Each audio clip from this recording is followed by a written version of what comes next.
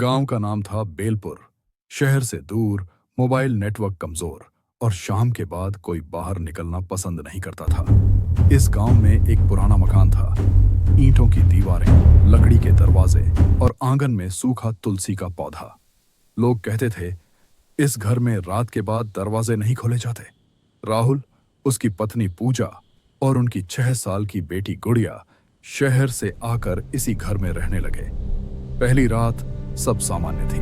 दूसरी रात पूजा ने नोटिस किया, घर में गिनती से एक दरवाजा ज्यादा है। घर के नक्शे में उस दरवाजे का कोई जिक्र नहीं था। तीसरी रात के सन्नाटे में खट खट, लकड़ी पर नाखूनों के चलने जैसी आवाज।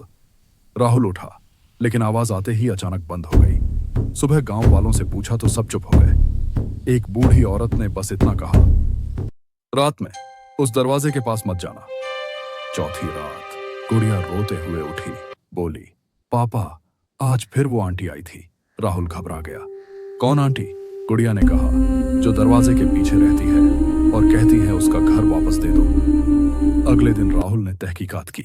पता चला 20 साल पहले इस घर में एक औरत रहती थी अपने बच्चे के साथ। एक रात उसने उसी कमरे में खुद को बंद कर लिया। सुबह दरवाजा कभी नहीं खुला। घर वालों ने डर के मारे पूरी दीवार चुनवा दी, लेकिन दरवाजा कभी हटाया नहीं गया।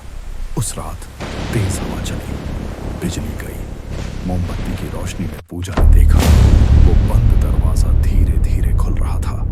अंदर पूरा अंधेरा और उस अंधेरे से एक औरत की आवाज, मेरा घर मुझे लौटा दो। गुड़िया ट्रांस में चलती हुई दरवाजे की तरफ बढ़ने लगी। राहुल ने पकड़ना चाहा, लेकिन दरवाजा जोर से बंद हो गया। सुबह गांव वालों ने घर का दरवाजा खोला। घर वैसा ही था, बस एक फर्क के साथ। अब उस घर में दरवाजे की गिनती पूरी थी, लेकिन गुड़िया कभी नहीं मिली। और उस पुराने दरवाजे पर अब एक नया नाम लिखा था, गुड़िया का कमरा। कुछ घरों में दरवाजे बंद नहीं किए जाते, वो बस अपनी बारी का इंतजार करते हैं।